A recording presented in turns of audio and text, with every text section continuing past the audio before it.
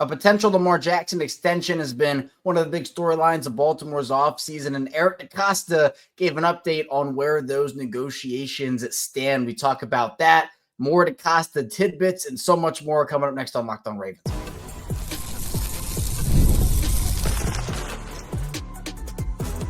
You are Locked On Ravens, your daily Baltimore Ravens podcast. Part of the Locked On Podcast Network, your team every day.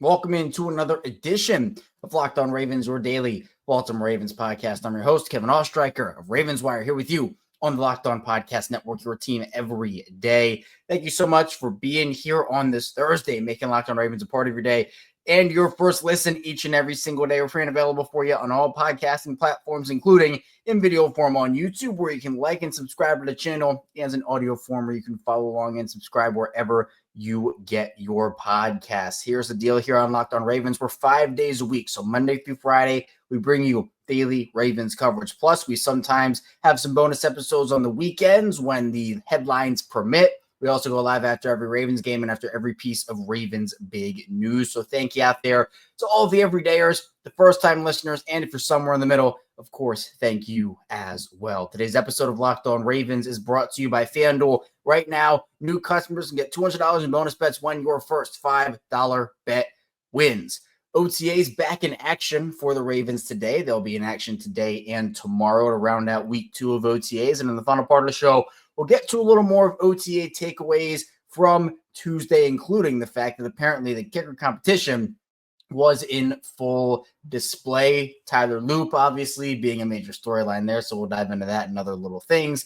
But Eric DeCosta, he went on the Be More Baseball podcast with Jerry Coleman and Mike Bordick. Those two guys did an awesome job interviewing Eric, getting some really good answers. And Eric DeCosta, very insightful and gave a lot of tidbits that I'm really excited to talk about on today's show. So we'll spend the first and second segments talking about that because I want to parlay Eric DeCosta's points into bigger conversations and also talk about what he had to say about Lamar Jackson's potential big contract extension. Other guys are looking to extend other things as well. So another jam-packed episode here today. Let's just start off here with the Lamar Jackson contract talk. And look, it's something that a lot of people are wondering, when is this deal going to happen? And there's no ifs, ands, or buts about it. Baltimore has a lot of players that they hopefully will get signed to extensions. This is not just a Lamar Jackson conversation. We'll get to some of the names Eric DeCosta name dropped when we talked about some other guys outside of Lamar.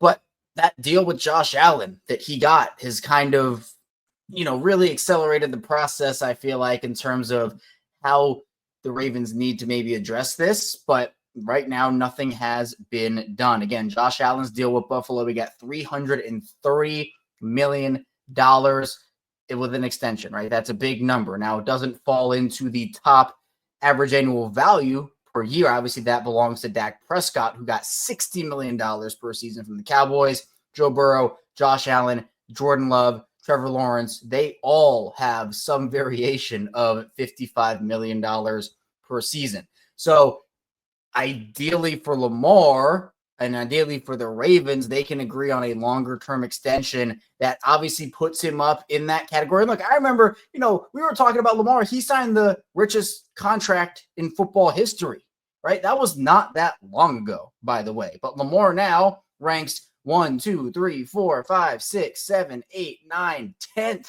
He ranks 10th in average per year at $52 million. So Jerry and Mike talked to Eric about the potential of a Lamar deal getting done here and said that actually they've had some conversations. He said, quote, "We've had some conversations before the draft, after the draft, in person last week. Think we're in the introductory stage of looking at what an extension might look like. We've got a lot of business we're conducting with different players, and we're in a situation where we're blessed where we have most of the team coming back. But as we look out over the next 2, 3, 4, 5 years, we're trying to keep as many good players as we can. We've got some guys we feel like have the chance to be really prolific players for us. They can be here a long time. We're trying to get as many of those guys signed up as possible. That's a big challenge, and Lamar's certainly a big part of that, but there are other players as well." So again here, saying that they're in the introductory stages of this, to me, certainly is a big update, and conversations are ongoing, and seemingly conversations are flowing, right? In fact, I think it was a big thing that popped up here that they actually did have conversations in person last week. So again, feels like there's nothing imminent, right? Especially with the introductory stage of that. And again, introductory stages, especially of a deal that's as complicated as this one is probably going to be. And, Eric also talked about last contract with Lamar, how, he first of all never spoke to Lamar's mom once. I think he wanted to clear up that's a common misconception, and actually said that when a player decides to represent themselves, there's a letter of the law within like the rules that it can only be player and, executive or whatever communication. So it was Lamar and it was Eric in those conversations. And it's going to be that way again, right? Lamar obviously not represented by anybody. He represents himself. He's very proud of that fact. And I give him a lot of credit for getting that deal done the first time. And I'm expecting the same thing this time around. Eric called that contract experience last time arduous at best and challenging at times. But, he got the job done and Lamar got the job done. So, when you kind of look at what Lamar could get, what this next contract could look like, there was a former sports agent. He's a CBS sports lead analyst now. His name is Joel Corey. And he actually believes Lamar holds leverage over the Ravens with the cap hits for his contract currently being unworkable for the organization, which, to be honest, is true. Lamar's going to have an over $70 million cap hit next season, which you can't work with that. It would cripple the Ravens, especially when you're talking about the Ravens having so many guys that they need to be able to re-sign. Corey here writes, the Ravens have more urgency for a new deal than Jackson, although he has dropped to the NFL's 10th highest paid player after Brock Purdy's recent 5-year, $265 million contract extension with the San Francisco 49ers. Patience can be Jackson's best friend because his salary cap number jumps from $43.5 million in 2025 to an unmanageable $74.5 million in 2026 and also in 2027. And he says the $74.5 million is 2026's third highest cap number. And so he continues here. He says, fortunately for Jackson, Harbaugh conceded at the league meetings that Jackson was going to be put back at the top of the NFL salary hierarchy with his next contract. The value is the top, Harbaugh said. And also, Harbaugh said when Lamar gets paid, he's going to be the highest paid player in football, just like he was last time. I think every contract he signs, so that he decides to hang up his cleats, he's going to be that guy. And Corey continues here. These dynamics give Jackson, who represents himself and has never had an agent, significant leverage in negotiations. He shouldn't think twice about using the existing circumstances to his advantage. And Corey actually highlighted that based off recent trends with Dak Prescott and Josh Allen, Jackson can justify a $65.5 million to $67 million per year salary for a contract extension he signs in the coming months, and notes that with inflation and an adjustment for the 24.2% increase of the salary cap since he signed in 2023, Jackson could command upwards of $64.5 million per season. Now, obviously, how the Ravens can negotiate that deal, try to find ways to lessen cap hits in certain years. But again, Corey's exactly right here. Like, you cannot let that deal just play out the way that it has. $74.5 million cap hit is ridiculous when it comes to being able to build a team. And again,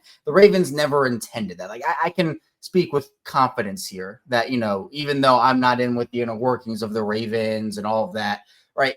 I find it very hard to believe that the Ravens intended to have that contract get to that point, right? Obviously, we talk all the time about having some of these deals go, oh, well, the guy signed a 3-year deal, but there's actually an out after the second year. So it's a 3-year deal, but really it's a 2-year deal. So I think that the Ravens probably had intentions of signing Lamar to a different extension. The fact that Josh Allen got his deal before Lamar definitely, is advantage Buffalo there, because Lamar's contract will probably cost more than Josh's did. And again, Josh Allen got that $330 million deal, but again, he falls into the $55 million category instead of the $60 million category that Dak Prescott is in. So, I mean, look, I expect Lamar to become the highest paid player again in terms of average annual value. Eric DeCosta saying they're in the introductory stages doesn't give me a ton of hope that the deal is going to get done here before the season. Obviously, we still have a bit of a ways to go here. Maybe as, the offseason continues to go about and we get to July, August, maybe something happens. I'm not saying it's not going to get done, but again, introductory, it can take some time, especially with how complicated this deal is. It's not just going to be a, throw a number out, throw a number back, right? There are all these different nuances that have to go into this. And it's different. I'm not saying it's bad or good one way or the other for Lamar or the Ravens or whatnot, but it's a different way to negotiate when it's player to team instead of agent to team. It just is what it is. And again, I give Lamar a lot of credit. I'm glad that he's doing that and, representing himself and being that guy, because I think that, it's something that he values, and I'm glad that that's what he's deciding to do. But it's a different dynamic. And again, it's something that they got through the first time, and they're hopefully going to be able to get through it again. But at this point, and we kind of saw it with the contract the first time, once you get to the season, you don't want to have that be a distraction. And so Lamar kind of said that the last time around. I would expect that to be the same thing, where the season start is probably the cutoff, and then they would probably revisit those negotiations in the offseason. So, this isn't a matter of I'm worried Lamar is going to leave Baltimore. that is not a concern of mine whatsoever. But you just don't want to get it to the point next March where you're dealing with a $74.5 million cap hit, because that would limit you in a lot of different ways. But Lamar Jackson was not the only guy that Eric DeCosta talked about in terms of a potential contract extension. We'll talk about that, as well as what else DeCosta had to say, all coming up next on Locked On Ravens. First, this show is brought to you by FanDuel. The NBA playoffs are in full swing, and every night delivers highlight-worthy performances, major momentum shifts, and can't-miss moments. We're in the NBA Finals. Game 1 is tonight. Thunder and Pacers. If you've been listening to me here, I've been on the Pacers train for a while now. I'm a Denver Nuggets fan. They got eliminated, so I've jumped on that Pacers bandwagon. And, hey, it's been doing pretty well here. And I believe in the Pacers again. Now, over on FanDuel, the Pacers are 9.5-point underdogs. The Thunder are 9.5-point home favorites. I am going with the Pacers. And if I'm building out a same-game parlay, I like Tyrese Halliburton over, Pascal Siakam over, and I think Aaron Nesmith's going to have a big game as well. I'm taking the over on him for that same-game parlay excitement. So, if you're new to FanDuel, it's the perfect time to sign up. Head to FanDuel.com and place your first $5 bet. If it wins, you'll get $200 in bonus bets. Make everyone more FanDuel, official sports betting partner of the NBA. Back here on Locked On Ravens, Kevin Oestreicher here with you still on this Thursday, talking Ravens football, talking the potential Lamar Jackson contract extension. And again, Eric DeCosta, he ended up going on the Be More Baseball podcast with Jerry Coleman and Mike Bordick, and he talked about Lamar's potential extension, saying that there have been some conversations ongoing before the draft, after the draft in person last week, but he said that they're in the introductory stage of looking at it, what an extension might look like, and said that there are a lot of different things that the Ravens are trying to get done right now. And, he is certainly not lying about that, because there are a lot of guys that they need to try to get under contract here. And just one more thing to wrap up that Lamar conversation before we get into those other guys is I remember, look, that offseason when Lamar got signed in 2023, first of all, they signed him on the one day that was the busiest of the year for me with the draft. And I'm like, of course this happened today, but I'm really glad it did just get done. But I remember when that deal got signed, it was right after Jalen Hurts signed his deal, and everyone was wondering okay, Jalen signed his deal. Was Lamar waiting for Jalen? And so everybody wants to top the next guy, right? That guy, okay, I want to be just a little bit better than that guy. And so that was what happened with these negotiations. And we talked about that deal of wait a second. Lamar getting $52 million per year, Jalen getting 51. Wow, that's a huge deal. That's the richest contract in history. And again, now Lamar is 10th in terms of average annual value. So we might be thinking, okay, if Lamar signs a deal before the season starts this year or at the end of the year this year, we're going to be thinking, oh, wow, that's a lot of money. And that's what people are saying about Josh Allen, that $330 million number in total in total value, not guarantees, but just total value. Josh's deal guarantee-wise for, and that also was kind of unprecedented with $250 million of that being guaranteed.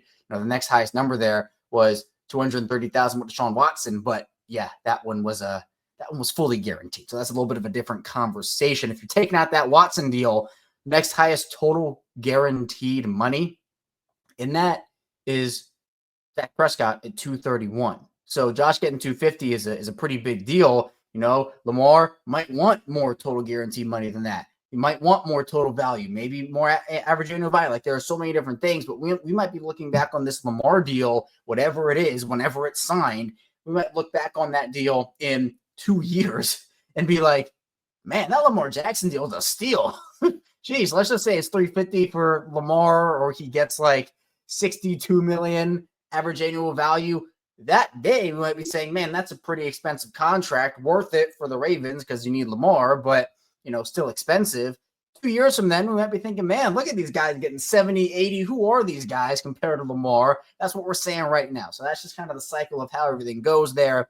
But again, Eric also had a lot of other guys on his mind when talking about potential contract extensions. Jerry Coleman asked him about that. Particularly, he asked about Kyle Hamilton.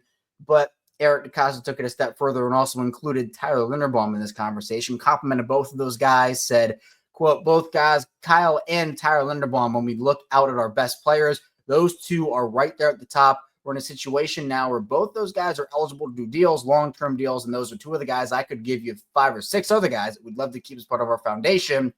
And Jerry goes, well, go ahead. And so Eric DeCosta, he name-dropped Isaiah Likely, Mark Andrews, Zay Flowers, but he did mention that it's just hard to keep guys with the salary cap. He called it, quote, challenging, but not impossible. And I mean, look, I agree. Where we've seen this time and time again for the Ravens, who, again, the draft is like the lifeblood of their team. Like, they love the draft. They love building from within, developing players, scouting guys, trying to find contributors who can help them out on rookie contracts, and then rewarding as many of those guys as they can. And as Eric DeCosta has said, I think most notably in the Mark Andrews situation, but in other situations as well, the Ravens are in the business. He is in the business of keeping good football players. And so he wants to keep as many of these guys as possible, but it's not that easy. And I know there are a lot of examples of this, and maybe I'm not using the best one, but it's the one I always come back to. It's like, we knew that when the Ravens had like Terrell Suggs, Matt Judon, Zadarius Smith, and like all these great pass rushers, they weren't going to be able to keep all of them with the production that they had once they were eligible for free agency. You had too many of the guys you had to sign. You had to make some tough choices. And obviously, Judon goes to New England. Smith went to Green Bay. And it's just the nature of the business, which is unfortunate because, you'd love to be able to get all these guys back under contracts, but they have to make a tough decision in their tight end room. It feels pretty impossible. They'll be able to sign both Mark Andrews and Isaiah Likely back. Might have to make a tough decision in the wide receiver room between Zay Flowers and Rashod Bateman when the time comes. Now, that's a lot longer of a ways away, so you don't have to worry about that right now.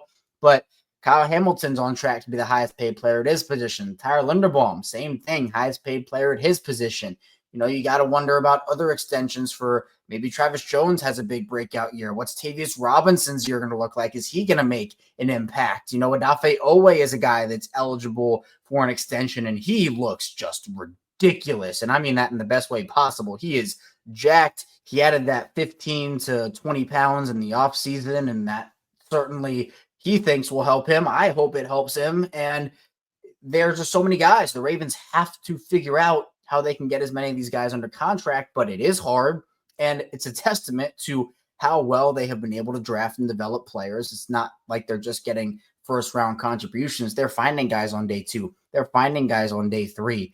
And, with so many other players that you have to look at on top of trying to get Lamar Jackson's deal done, it's a difficult conversation to have, especially internally there, of like, who do you let go? Because it is impossible. I know Eric DeCosta says not impossible, but unless guys take team-friendly deals and, assuming all these guys have great years this year, the only way that you can bring back all those guys is if guys start taking those team-friendly deals. And, I think Mark Andrews is probably looking for one more payday, and he absolutely should. Isaiah Likely is looking for that first big contract. And there are obviously ways that you can backload deals, front load deals, throw money around here, outs after here. How much of this is guaranteed? Like, there are a lot of ways, and the Ravens are one of the better teams at finding those loopholes and being able to identify them. But to me, your priorities are definitely, Lamar, Kyle Hamilton, Tyler Linderbaum,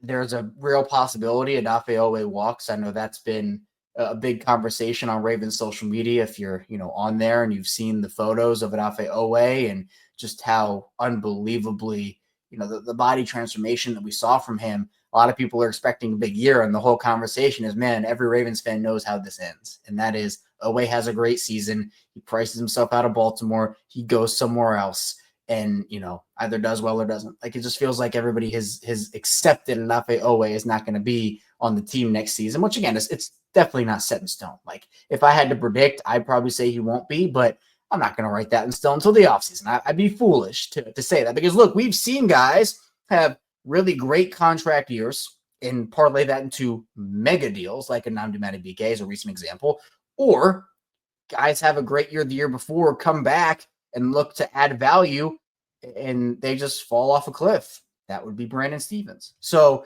there are a lot of different avenues this could go. I'm obviously rooting very hard for Odafe because he has shown a lot of potential. He had double-digit sacks last season. I think he's going to be a really good player for them this season. But, you look at the other guys, there are other priorities. I honestly think Isaiah Likely is probably a bigger priority than Odafe Owe. And maybe that's a hot take. Maybe it's not, but I do feel that way. And then down the line with the Flowers and Bateman, et cetera, you look even further down the line if you want to. We're getting a little crazy doing this, but Nate Wiggins, Roger Rosengarten, like some of those guys, you got to figure it out, right? We got a long way to go before those guys, but it's consistent. The Ravens have they're able to do a good job of making sure that bigger contracts end up going off their cap table while other big contracts come on. It's a free-flowing state, a free-flowing process, and Baltimore is very good at that. But when you start stacking up so many guys and having all this talent, and you have a really good draft like you did in 2022, and all of a sudden, all those guys are becoming free agents around the same time. Like that, and now Linderbaum's fifth-year option has declined, so you have to figure out an extension with him. He will be a free agent next year if no deal is reached. So a lot of different avenues for the Ravens and Eric DeCosta to look at. But coming up in the final part of the show, we will be talking more about what Eric DeCosta had to say, as well as the kicker competition taking center stage at OTAs. So be sure to stay tuned. A lot to get to on the show.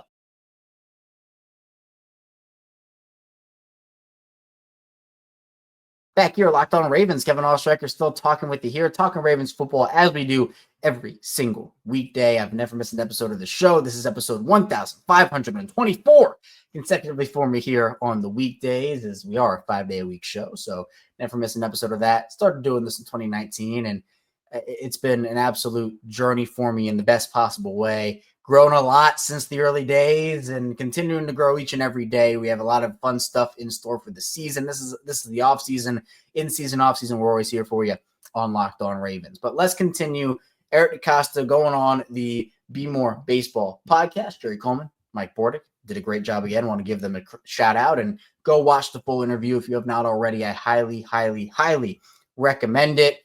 Now, Eric DeCosta also talked a little bit about the culture of the organization and how, it's a big part of Baltimore, right? Everybody looks at the culture aspect of it. And Eric DeCosta said, quote, "We're not going to have all choir boys by any stretch, but I think the overall character and culture in this building, it goes back to Ozzie and John, really. It's something that our scouts pay attention to."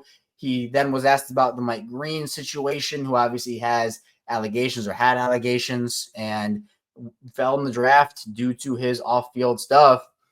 DeCosta said that it was actually a 9-month process for Mike Green. They had that information in September. They talked to coaches, former coaches, people around him, a lot of different advice and opinions were being thrown their way, and they wanted to gather all the information, all the facts, and DeCosta said that they felt comfortable enough to select him, which is kind of the same messaging he gave when initially talking about, that whole situation. But Green is someone that they feel like can contribute, and they felt comfortable enough with the off-field stuff to select. And look, on the field, he is unreal, top 15 talent in that draft, and I expect him to have a huge, huge impact for them as a rookie. He also gave a little tidbit that says that he actually stays out of the kicker, punter, and long snapper processes when it comes to drafting them or signing them. He told a story about an old special teams coach who said that Sam Cook was the best punter in the class, and he wasn't even invited to the combine, and the rest is history there. you talked about Tyler Loop and that whole process. And, he has so much going on that he wants to delegate that out. And, it has obviously worked. Baltimore's been very successful in that regard. And then he also, I can't believe I'm saying this, he showed a little bit of compassion for the Pittsburgh Steelers. He said that he feels for the Steelers and having to wait for a player. He said, it's hard for him to do that, but he did it because he's had to wait on players before, and that process can just be very grueling.